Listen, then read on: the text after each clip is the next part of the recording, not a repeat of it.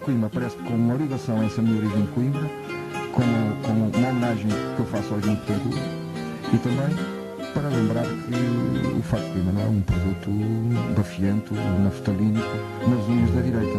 Ó Coimbra do Mondego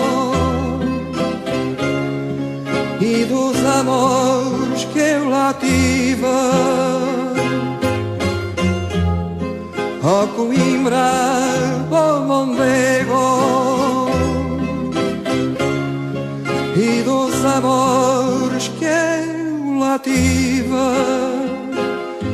quem te não viu anda cego, quem te não amar não vive, quem te não viu anda cego, quem te não amar não vive. A Antena 1 apresenta Fados de Coimbra e outras canções, o 11º e último disco gravado por José Afonso para a editora Orfeu de Arnaldo Trindade. Um parênteses no percurso discográfico de José Afonso, uma homenagem a Edmundo Betancourt e ao pai, um regresso à tradição Coimbra. O disco que abre com Saudades de Coimbra, de Mário Faria Fonseca e Edmundo Betancourt. No Chopala e Alapa foi Coimbra os meus amores, do Chopala e Alapa foi Coimbra os meus amores, a sombra da minha capa deu no chão, abriu em flores, a sombra da minha capa deu no chão, abriu em flores. Neste programa especial da Antena 1, a propósito da reedição de Fados de Coimbra e outras canções com som remasterizado, ouvimos o próprio José Afonso numa entrevista transmitida em direto a 28 de novembro de 1981 no programa Mão na Música da Rádio Comercial. A imperfeição do som da entrevista deve-se ao facto do registro ter sido feito do ar e em tempo real numa cassete áudio recentemente transcrito para CD pelo técnico Rui Remígio. Participam igualmente neste programa o editor Arnaldo Trindade, que em 13 anos entre 1968 e 1981 editou 11 dos álbuns históricos de José Afonso, e os músicos Otávio Sérgio, que acompanhou José Afonso à guitarra na gravação de Fados de Coimbra e outras canções, e Júlio Pereira, participante num único tema, Vira de Coimbra, o único que não tem apenas o acompanhamento simples à guitarra, por Otávio Sérgio, e à viola, por Durval Moreirinhas, afinal de contas a marca musical de todo o disco. Fados de Coimbra e outras canções, especial Antena 1, edição de António Macedo, gravações de António Antunes e de Henrique Soares e montagem de António Antunes. Um programa que nos transporta até ao dia 28 de novembro de 1981. Na véspera, o disco tinha sido apresentado publicamente.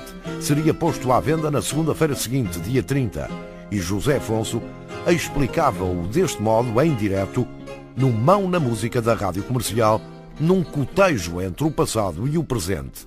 O então presente, o presente de então, novembro de 1981. Já bem recentemente, verifiquei que o Fado de Coimbra estava a ser utilizado para determinado tipo de finalidades, não é?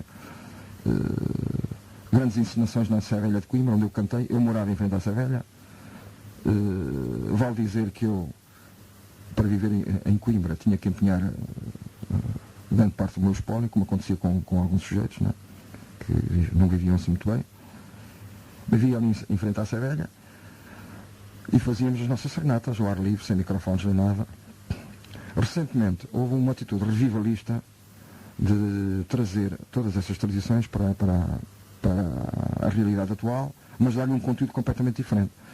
Por exemplo, quando eu fazia as minhas serenatas, se eu não obtivesse a respectiva autorização policial, eu não podia cantar e levava com um arroz em cima. Lembro perfeitamente isso. E eu nunca pedi qualquer espécie de autorização policial. Aliás, nós não gostávamos dos chamados cucos, dizia-se em Coimbra, quichuís. E hoje passa-se precisamente o contrário. Todas as encenações se fizeram com um grande apoio policial. E mais, com repressão exercida sobre aqueles que discordavam desse revivalismo, um tanto quanto salazarista. Ora, este fato de Coimbra aparece, portanto, como uma ligação a essa minha origem de Coimbra, como uma homenagem que eu faço ao Edmundo Betancourt, e também para lembrar que o fato de Coimbra não é um produto bafiento ou naftalínico nas unhas da direita, não é? E do Mirna, ou de quem quer que seja, não é? Por contrário, indivíduos com uma certa formação progressista, como eu próprio, não é? E como o próprio Edmundo Betancourt, e suponho que o próprio Paradelo Oliveira, estiveram metidos no fato de Coimbra, não é? É um produto que apareceu na determinada altura, que se cantava, não é? Cantava-se nas ruas, e como tal, há que ter uma atitude não de condenatória, que foi aquela que chegou a existir, infelizmente com alguns exageros. É possível que eu tenha contribuído também alguma coisa para isso, não é? Andei metido até aos colarinhos nesta movimentação estudantil e popular, não é? E por vezes encarou-se tudo que vinha de Coimbra, tudo que fizesse parte da tradição era de condenar. É efetivamente errado. Tudo que se encaminha para o futuro é uma ligação com aspectos do passado que interessa preservar, não é? E há aspectos da tradição que estão a desaparecer. Por exemplo, os 2000 quadros que arderam no outro dia, não é? As tascas, os quiosques, por exemplo, aqui de Lisboa, os bairros populares, e parece-me que não são os abecacis deste país que podem falar do futuro, não é? Por isso, acho que, eventualmente, há que ter uma atitude inteligente, uma atitude acertada em face daquilo que é tradicional, ou que foi tradicional, que marcou um certo gosto, mas que nós podemos perfeitamente manter, sob pena de perdermos definitivamente a nossa identidade. Na opinião de Otávio Sérgio, o músico e compositor que acompanhou José Afonso à guitarra neste Fados de Coimbra e outras canções, ouvido pelo telefone desde Coimbra, José Afonso voltou à tradição Coimbra porque nunca tinha renegado o fado de Coimbra. Otávio Sérgio. A única coisa que dizia era que ele nunca tinha renegado o fado de Coimbra. Ele nunca tinha renegado. Havia quem dissesse que ele tinha renegado o fado de Coimbra, mas ele nunca o renegou. Primeiro que achou por bem fazer uma homenagem ao Edmundo Betancourt, que era amigo do pai dele, e então gravou, até porque ele sabia que iria ser bem recebido.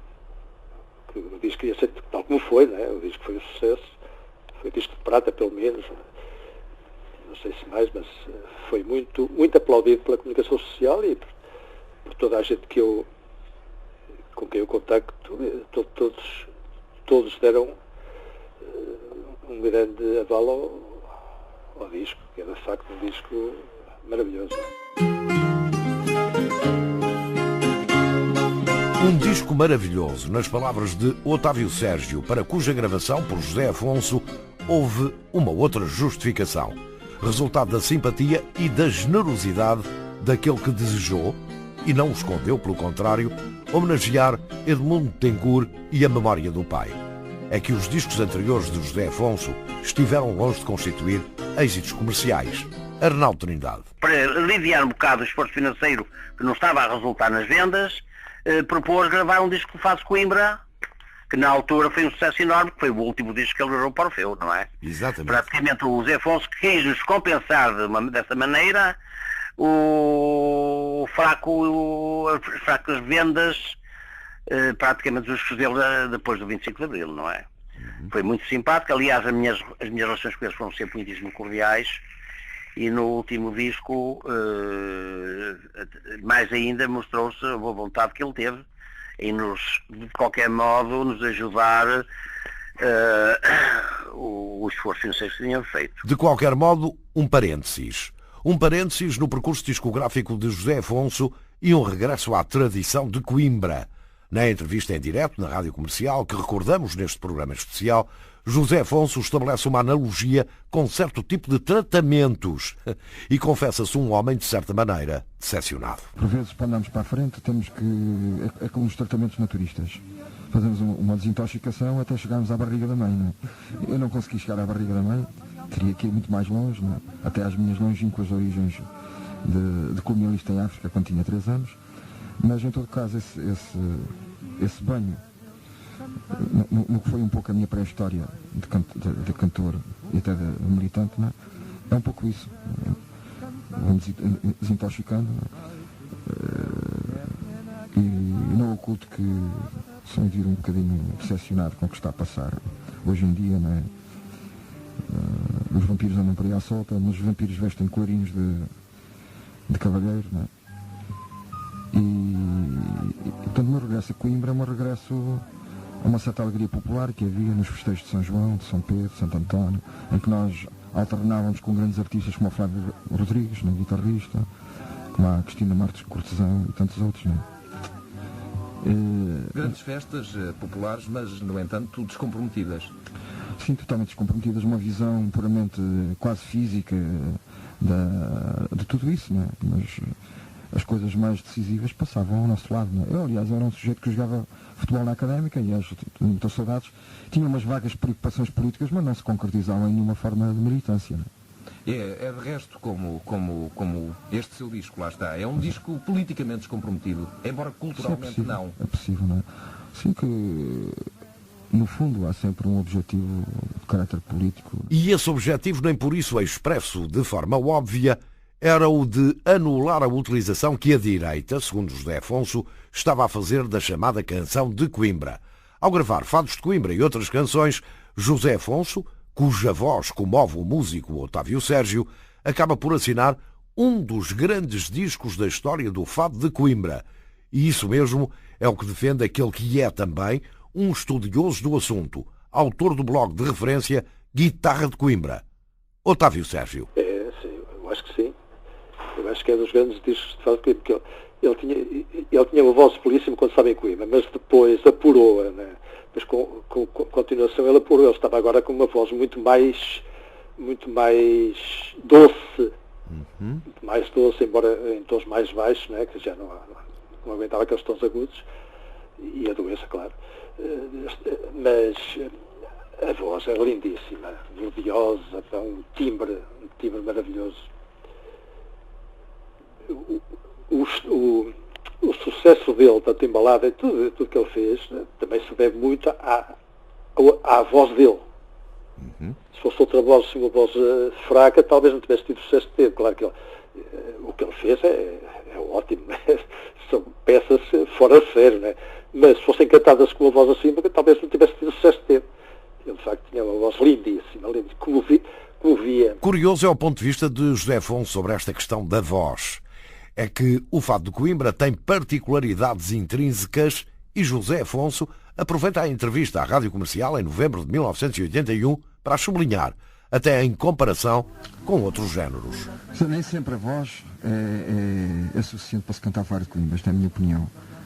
Apareceram sujeitos com muito boa voz, alguns que cantaram até em casas de fados, mas que nunca deram aquele cheirinho do Fado de Coimbra. Porque o Fado de Coimbra é cantado no meio da rua, para um interlocutor praticamente inexistente. É uma espécie de emanação direta de um sujeito que tem vontade de cantar. Não é? Ao passo que, normalmente, as interpretações, estilo Tomás Alcaide, que se tem ouvido aí, são interpretações que reduzem o Fado de Coimbra a uma espécie de canção napolitana. E percebe-se que até junto do cantor existe um sujeito a apreciar a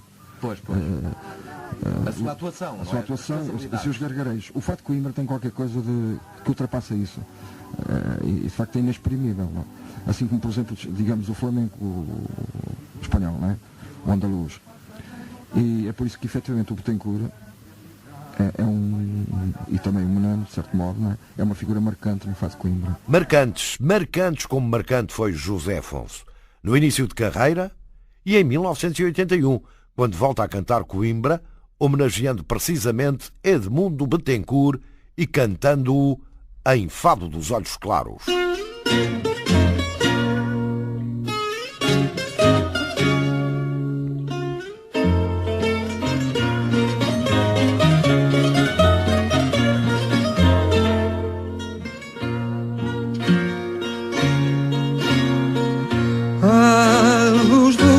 teus olhos claros é uma estrela a oscilar. A luz dos teus olhos claros é uma estrela a oscilar. Que ora vejo no céu, ora nas ondas do mar. Que ora vejo no céu, ai, ora nas ondas do mar.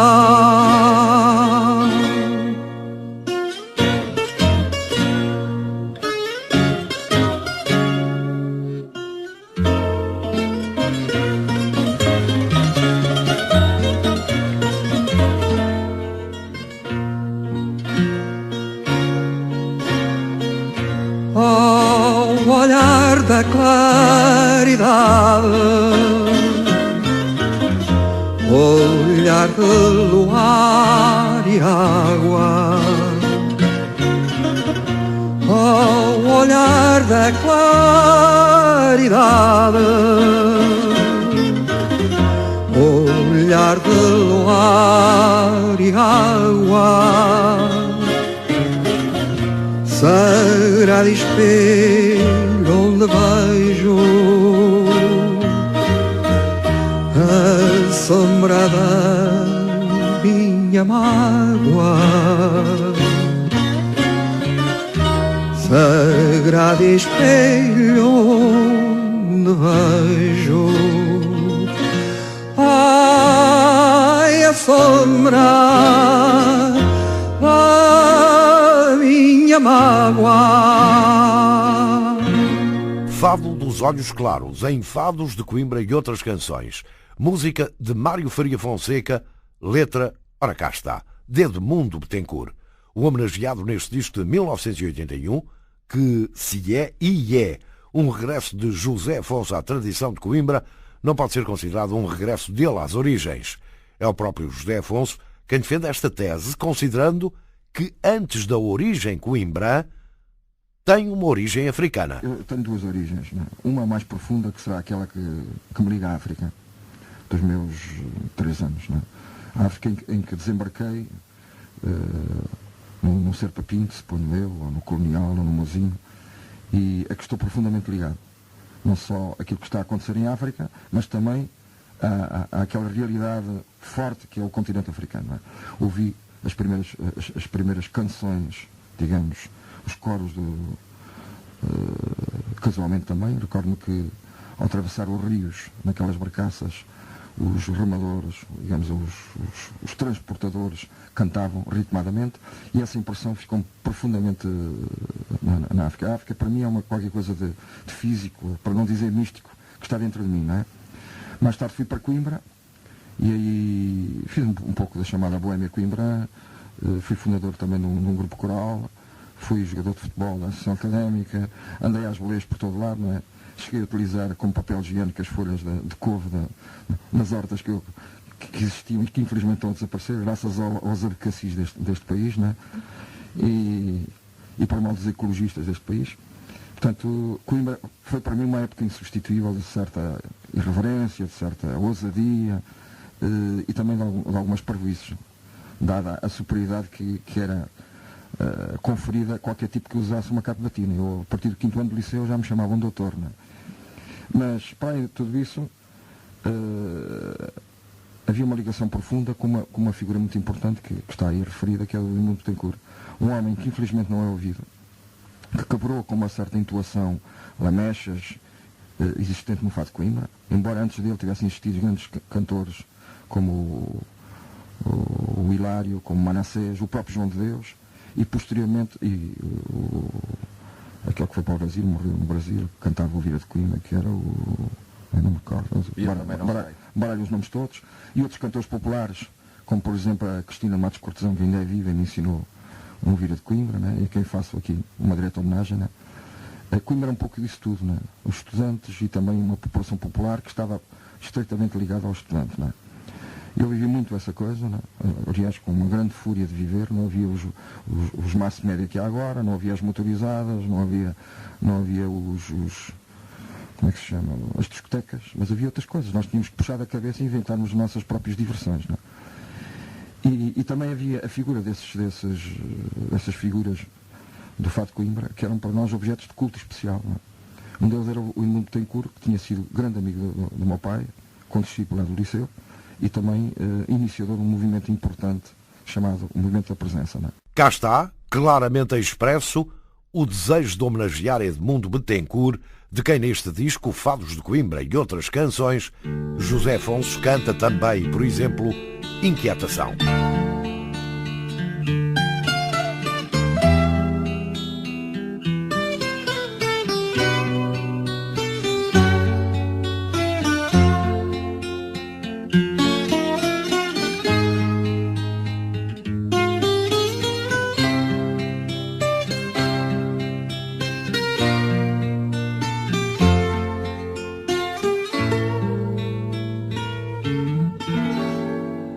És linda se fores feia,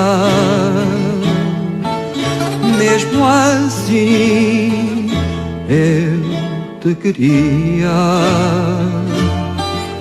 És linda se fores feia,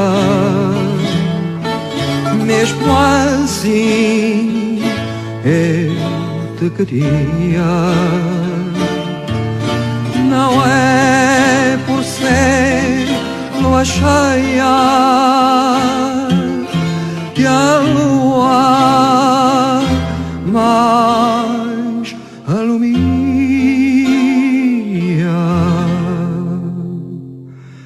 que a lua mais alumia.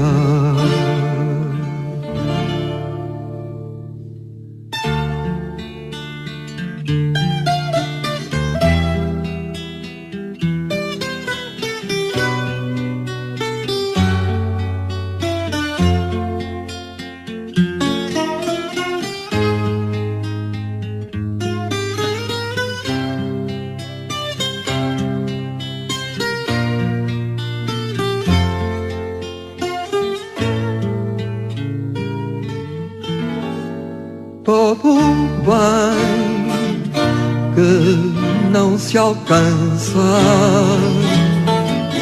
vivem nós morto de dor.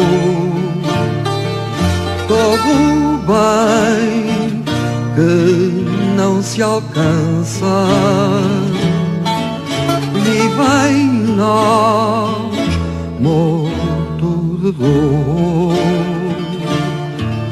Quem ama de amor não cansa, e se morrer é de amor, e se morrer é de amor. Inquietação, por José Afonso, as palavras de Edmundo Betancourt, musicadas por Alexandre Rezende, num disco Fados de Coimbra e outras canções, em que, entre as outras canções, se encontra o tema popular Vira de Coimbra, um dos mais difundidos do disco. Trata-se do único tema, dos 10 nele incluídos, em que, ao acompanhamento de Otávio Sérgio, guitarra, e Durval Moreirinhas, viola, se juntam outra viola, a de Janita Salomé, e o cavaquinho de Júlio Pereira. Segundo o músico Júlio Pereira, o objetivo de José Afonso com a inclusão destes dois instrumentos, e em particular do cavaquinho, era muito, mas muito claro. Júlio Pereira. Ele queria dar um ar ao Vira de Coimbra um bocado diferente, até nisto o Zeca tinha graça, porque o Zeca tinha profunda consciência que o Vira é uma dança coreográfica, para já é um ritmo dos mais fantásticos que a gente tem. Claro que nós aqui em Lisboa nem sabemos estas coisas, achamos tudo isto uma coisa, uma pineira, porque vem lá do povo e do norte, mas de facto somos burros, porque o vira é uma dança coreográfica linda em qualquer sítio do mundo, é feita com uma alegria fantástica, e o Zeca queria gravar esse disco e de algum modo ele querer meter o meu cavaquinho nessa música era só sinal de que ele queria cantar aquilo, até porque nós de vez em quando ele cantava de vez em quando ao vivo o Vira de Coimbra e já eu estava a acompanhá-lo, portanto o facto de aparecer o Vira ali vinha de alguma experiência que a gente já tinha e de facto de alguma alegria que ele queria dar ao Vira de Coimbra. Uma alegria que foi muito enriquecedora, o Otávio Sérgio. Porque veio enriquecer, o cavaquinho veio enriquecer. Inicialmente tínhamos só gravado eu e o Durval, e de facto estava muito mais pobre, não é, do que ficou depois do cavaquinho ter entrado. O cavaquinho deu-lhe uma vida, que aliás é um instrumento popular riquíssimo, não é? Um cavaquinho, embora seja um instrumento pequeníssimo, não é? É de uma riqueza extrema.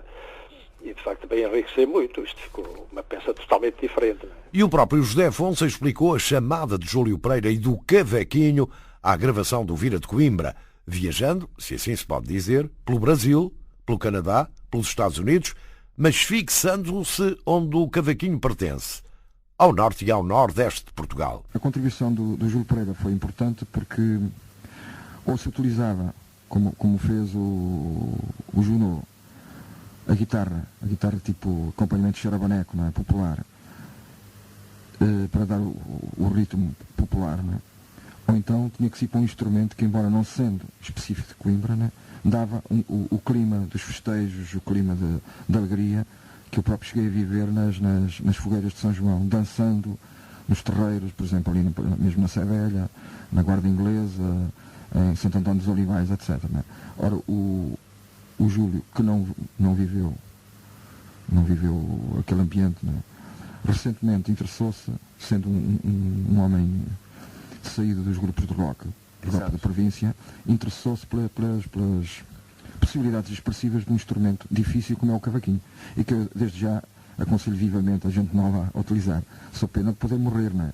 O cavaquinho hoje é muito cultivado, por exemplo, no Nordeste do Brasil, só que é que no Nordeste do Brasil, e até de maneira geral em todas as zonas do Brasil, a música popular assumiu formas extremamente elaboradas, que se falava da literatura de cordel e dessa música, e que, segundo o nosso pícaro locutor, essa música teria vindo do Canadá e da América. É perfeitamente inexato, não é? Não sei o que é que leva um sujeito a fazer uma afirmação dessas.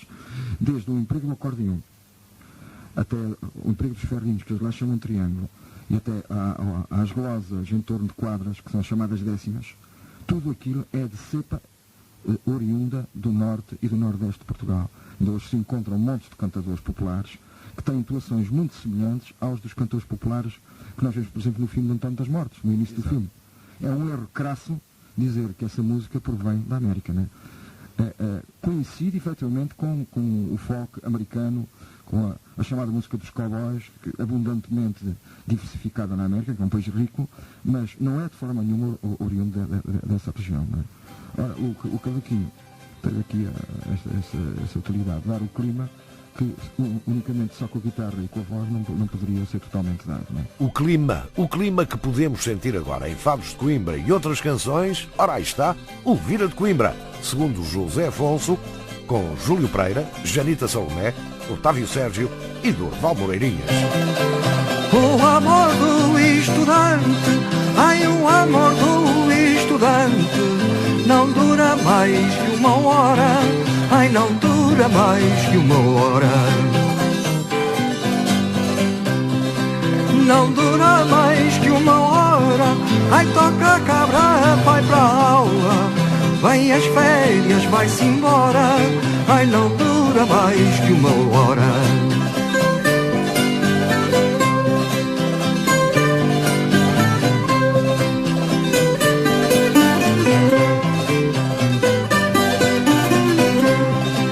Dizem que amor de estudante, ai, dizem que amor de estudante não dura mais que uma hora, ai, não dura mais que uma hora. não dura mais que uma hora. Ai, só o meu é tão velhinho, ainda se não foi embora. Ai, não dura mais que uma hora.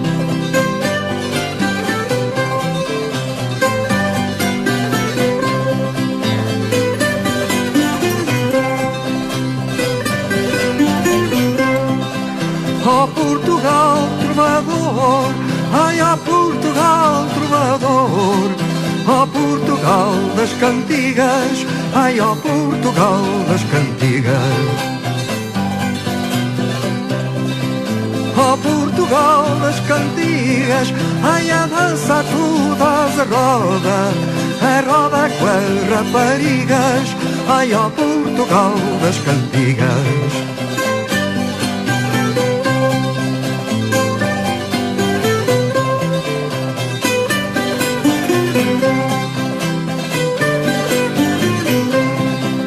Ó Portugal, que mais queres? Ai, ó Portugal, que mais queres? Que mais podes desejar? Ai, que mais podes desejar? Que mais podes desejar? Ai, quem tem tão lindas mulheres, o teu fado e o teu luar. Ai, que mais podes desejar?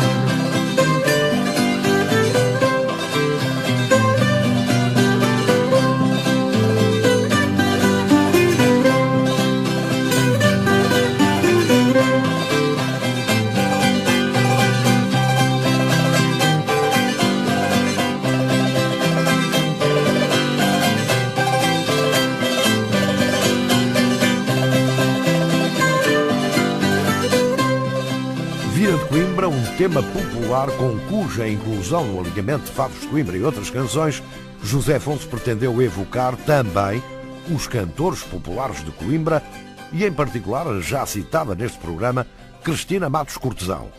José Afonso, em novembro de 1981. Uma grande amiga que hoje terá seus 70 e tantos anos, Cristina Matos Cortesão, que, à semelhança de outras e outros cantores populares, foram de facto os grandes professores do canto popular coimbrão. Havia o fado de Coimbra, que é mais ou menos aristocrático ou burguês, e havia o canto popular que se dançava nas fogueiras, né? e que tinha como expoentes máximos não figuras da academia, mas figuras populares. Ora, a Cristina Matos Cortesão, que hoje vive em São Silvestre, que eu tive muito pena não ter visto ontem na inauguração do disco, no lançamento do disco, foi uma dessas figuras populares, ao lado do Camerão, por exemplo, das Figueiras e tantos outros. Não é? Estávamos no dia 28 de novembro de 1981, quando José Afonso concedeu esta entrevista em direto na Rádio Comercial. Era sábado, o disco Fados de Coimbra e outras canções tinha sido apresentado na véspera e seria posto à venda na segunda-feira, 30. Para contextualizar o momento em que é lançado, José Afonso compara a Coimbra desses tempos com a Coimbra do tempo em que vivera na cidade, manifesta uma conhecida e muito reconhecida disponibilidade para colaborar nas lutas operárias e populares e acaba por admitir que o disco é editado naquele tempo porque aquele tempo era o tempo dele ser editado. Aquele tempo e não outro. Muito recentemente eu passei por Coimbra e dei comigo, vinha com a minha filha, né? Dei comigo a evocar lugares onde tinha vivido, né? Entrei nas repúblicas onde deixei grandes amigos. Observei até que ponto a cidade está demolida e destruída, de acordo com o massacre contracultural que estamos a viver, não é? Observei aquelas construções imperiais, fácias, que destruíram a Rua Larga, e senti-me bastante vinculado a uma certa imagem de Coimbra, onde não se passava nada, a nível de poder, pelo menos. E onde não era permitido cantar determinado tipo de coisa. Nem sequer se sonhava, à parte das canções heroicas de Lopes Graça, nem sequer se sonhava em cantar textos que tivessem uma intenção minimamente política de combate. Não é? É possível que agora, neste período de certa desmobilização, não é? Eu quero fazer aqui uma homenagem aos operários da Covilhã. Atenção, isto não envolve nenhum menosprezo para esses movimentos populares e operários que estão aí. Aliás, desde já me ponho ao dispor como cantor para uma passeata à Covilhã ou aqui à sete nave, ou originado, neste período de certa desmobilização e de certo ceticismo, é possível que tivesse surgido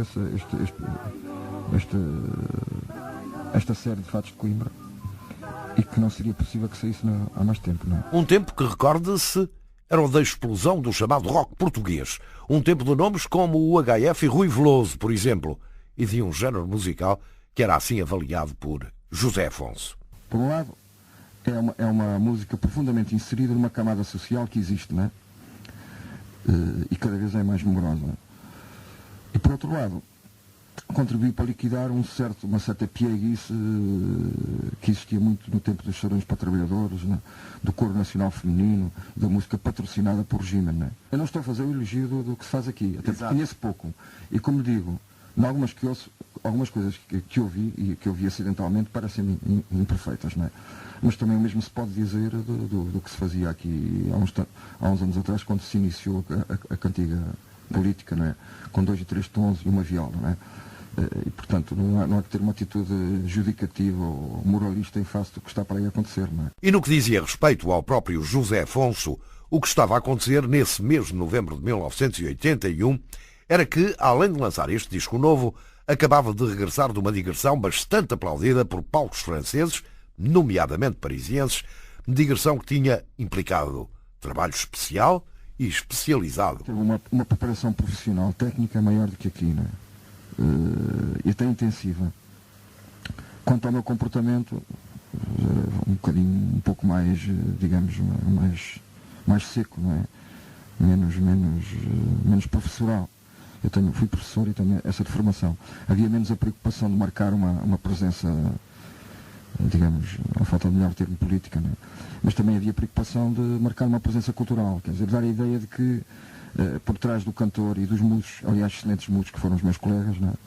E todos por igual, havia uma realidade cultural forte e que essa realidade cultural era urgente mostrá-la a um país fortemente condicionado culturalmente, não é? É conhecido o chauvinismo dos franceses nesse aspecto, não é? E em todo o lado, ou quando eu pude, citei os meus colegas, não é? Colegas, alguns desde o Fausto, ao Sérgio Godinho, ao Vitorino, ao Luís Cílio, ao Zé Mário Branco, o grande arranjador, né? E compositor que foi o Zé Mário Branco, né? O Adriano, etc. E que me desculpem os meus colegas, quer dizer, tinha sempre presente que a partir de mim talvez pudessem oferecer perspectivas a outros cantores portugueses, né? Para espetáculos do mesmo tipo? Para espetáculos do mesmo tipo, se possível, né? E não me esqueci de referir um músico singular que existe aqui entre nós e que trabalha em um hospital. E que é muito mais paciente do que eu, que é o Artur Paredes, né? Que é o Carlos Paredes. Digressão e concertos em França que pareciam ser já uma antecâmara para o grande concerto de Lisboa, que, como se sabe, só se realizaria mais de um ano depois, em janeiro de 1983, no Coliseu dos Recreios. Em novembro de 1981, era este o ponto da situação. Tem-se falado nisso e várias pessoas têm vindo ter comigo dizendo: finalmente tens que fazer um espetáculo. Esse espetáculo exige uma infraestrutura, uma espécie de secretariado, existe também alguns fundos, exige trabalho profissional, ensaios constantes, etc. E um aumento como é que dizer, o chamado elenco musical, além dos três músicos, eu necessitaria mais 1 ou 2 percussionistas e necessitaria mais de um viola baixo, porque tenho de facto coisas que são divergentes, não é? Passo de uma coisa de tipo, digamos, quase celta para uma coisa de tipo angolano ou moçambicano, e isso exige uma contribuição musical de músicos que às vezes não são semelhantes uns aos outros, não é? Isso levanta-me certas dificuldades, não é? Eu gostaria de fazer esse trabalho e digo já, a mim custar-me-á mais fazê-lo aqui em Portugal, não é? Porquê? Porque sinto mais à vontade fazê-lo em França ou na Alemanha ou mesmo em Espanha do que em Portugal, não é? E é de facto importante fazê-lo, mas isto também depende das disponibilidades que haja em relação aos músicos, né? Se eles estão ou não estão dispostos a trabalhar, e possibilidades de arranjar uma grande sala, né? Etc. Possibilidades financeiras. José Afonso, entrevistado em direto no programa Mão na Música, transmitido pela Rádio Comercial no último sábado de novembro de 1981, um dia depois do lançamento de Fatos de Coimbra e outras canções, o 11º e último que José Afonso gravou para a editora Orfeu da Arnaldo Trindade e com o qual abriu um parênteses naquele que era o percurso discográfico dele. A intenção de José Afonso deixou meio surpreendidos os músicos convidados para o acompanhar na gravação, Otávio Sérgio e Durval Moreirinhas, músicos escolhidos porque António Portugal, a primeira e natural escolha de José Afonso, fez uma, digamos, exigência que José Afonso não estava em condições de satisfazer. E era esta, ensaiar antes de gravar. E foi assim que, como recorda Otávio Sérgio, ele e Durval Moreirinhas partiram para a gravação, sem ensaios e meio surpreendidos com o regresso de José Afonso à tradição coimbrã. Otávio Sérgio. Surpreendemos um pouco, não é? Mas de facto tinha sido o grande começo do Zeca, não é? E enfim, isso foi assim uma surpresa, mas que não foi surpresa demasiada, não é? Isso é surpresa se eu nunca tivesse gravado fase de Coimbra. De maneira que, pronto, achámos muito bem que ele tivesse regressado às origens e ficamos muito contentes por nos ter escolhido a nós. Ele primeiro tinha falado com o António Portugal, que foi o que o acompanhou nos discos anteriores, não é? Mas o António Portugal fez-lhe exigências de ensaios. E claro, o António Portugal estava em Coimbra, ele estava em Setúbal e não dava para dar assim de um lado para o outro, porque o Portugal só gravava se ele fizesse um instante número de ensaios, não é? Ora, connosco acabámos por fazer ensaio praticamente nenhum. Vocês não ensaiaram, foi? Quase nada, que ensaiámos, eu e o Durval é que ensaiámos, não é? Ensaiámos os acompanhamentos, sozinhos, não é? Mas com ele, praticamente os ensaios foram praticamente no estúdio. E as gravações iam à primeira, Otávio Sérgio? Primeiro, segunda ou terceira, mas não tivemos muito tempo. A maior parte deles foram rápidos. Só um ou outro é que teve mais tempo, mas não foi assim tão... Não foi assim tão complicado como isso. Houve algum dos temas que tivesse sido mais difícil, digamos, sair, concretizar? Para lhe ser franco, agora não estou assim muito certo, mas talvez o Balada do Outono tenha sido demorado mais tempo, é uma coisa mais complicada. E ele queria que a Balada do Outono saísse bem, não é? Que era uma peça dele. Mas de facto agora já não estou assim certo qual é daqueles que demoraram mais tempo.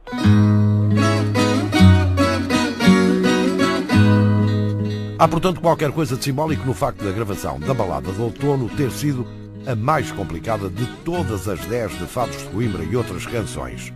É o único tema da autoria de José Afonso incluído no disco, tinha sido a primeira balada escrita por ele e José Afonso já gravara para 2 discos anteriores. No final dos anos 50, acompanhado pelo grupo de fados e guitarradas de Coimbra, liderado por António Portugal, e já nos anos 60, acompanhado à viola por Rui Pato. Balada do Outono é o tema de José Afonso em que ele canta Águas das Fontes Calai, ó Ribeiras chorai que eu não volto a cantar. E este é porventura o mais simbólico de todos os simbolismos, que eu não volto a cantar. Balada do Outono está em Fados de Coimbra e outras canções, o último disco que José Afonso gravou para o Orfeu de Arnaldo Trindade. Na reedição do disco, que agora foi posta à venda com o apoio da Antena 1, estão incluídos os facsímiles do telegrama e da carta que lhe sucedeu, enviado por José Afonso ao proprietário da Orfeu, Arnaldo Trindade, Rua de Santa Catarina, 117, Porto. Pelo presente, comunico rescisão do contrato estabelecido entre ambas as partes em 1/2/81. Stop. Denúncia feita nos termos do artigo 2º das disposições gerais do mesmo contrato. Segue carta. Stop. Saudações cordiais. José Afonso. Recorda-se deste telegrama, Sr. Arnaldo Trindade? Recordo perfeitamente. Foi um processo que se tinha prolongado com conversas sobre o assunto e isso, digamos, foi a parte legal de terminar o contrato. Porque nós tínhamos, de facto, com o José Afonso um contrato muito antigo, que foi renovado periodicamente, até chegarmos, de facto, àquele grande disco que foi o Cantigos de Maio, em que se fez um contrato novo, um contrato já muito pesado financeiramente, que, portanto, pressupunha que se vendessem-se muitíssimos discos para se poder, portanto, resolver o problema do impacto financeiro dos discos, não é? Depois do PREC, ou digamos, depois do 25 de Abril, no PREC, os discos Zé Afonso começaram-se a vender muitíssimo menos. E nós tínhamos, de facto, dificuldades em recuperar o investimento. Tive várias conversas com ele, e ele até resolvemos, para aliviar um bocado o esforço financeiro que não estava a resultar nas vendas, propôs gravar um disco de Fado de Coimbra, que na altura foi um sucesso enorme, que foi o último disco que ele gravou para o Orfeu, não é? Exatamente. Praticamente o Zé Afonso quis-nos compensar dessa maneira as fracas vendas praticamente dos discos dele depois do 25 de Abril, não é?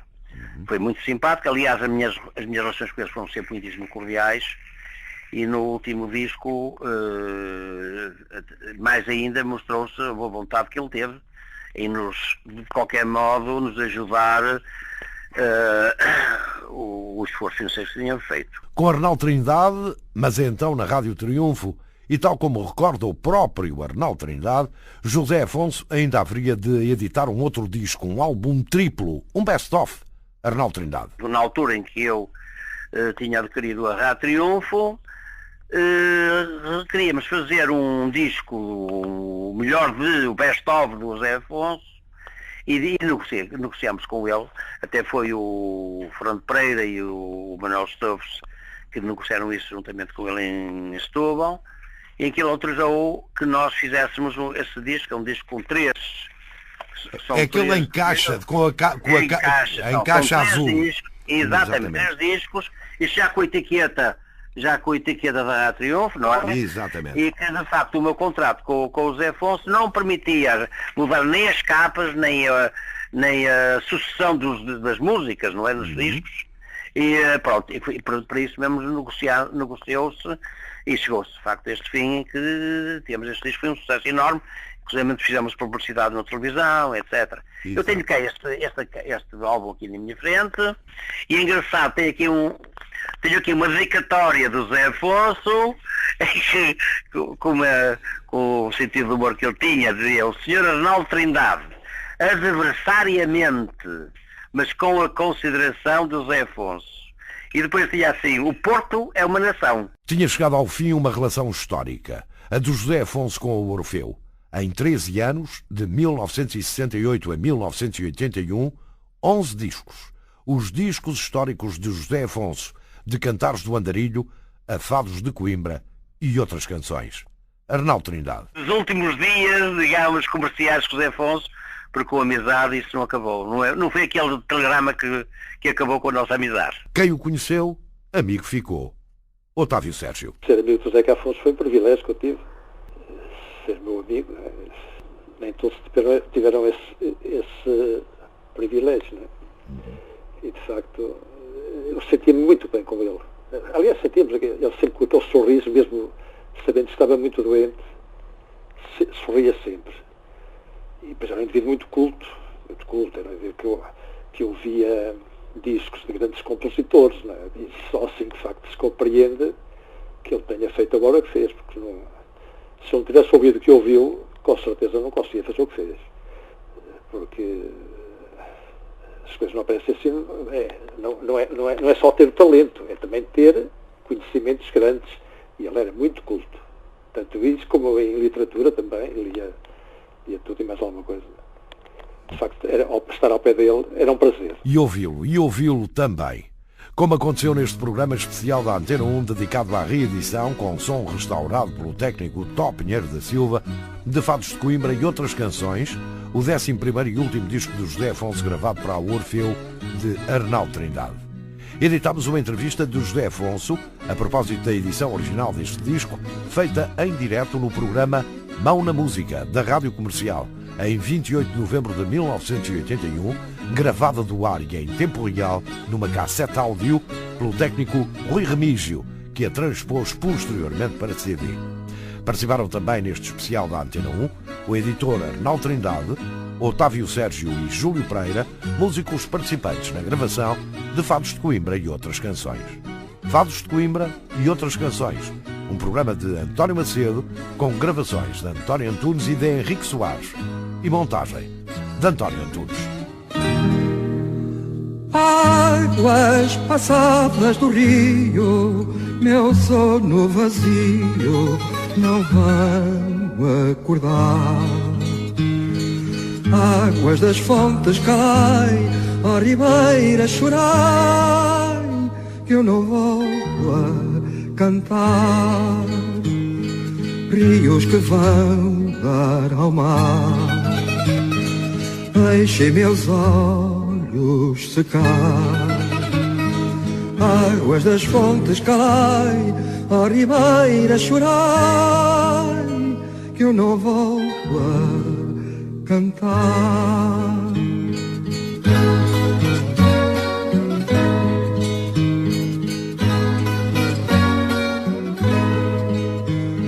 Águas das fontes calai, ó ribeira chorai, que eu não volto a cantar.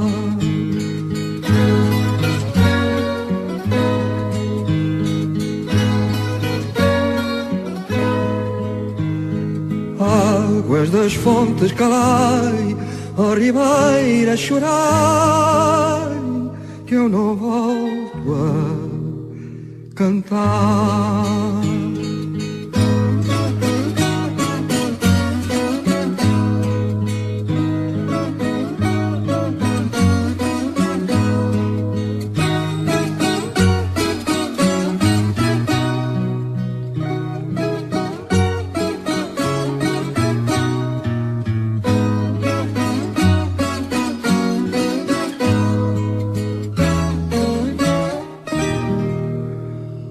Águas do rio correndo, poentes morrendo para as bandas do mar.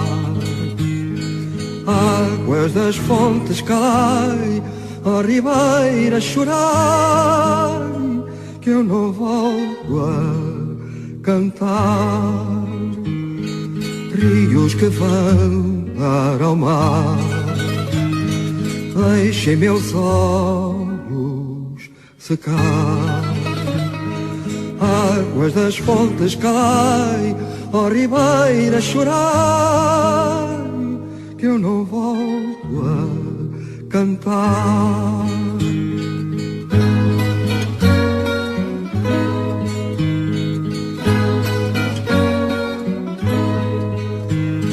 Águas das fontes calai, ó ribeira chorai, que eu não volto a cantar.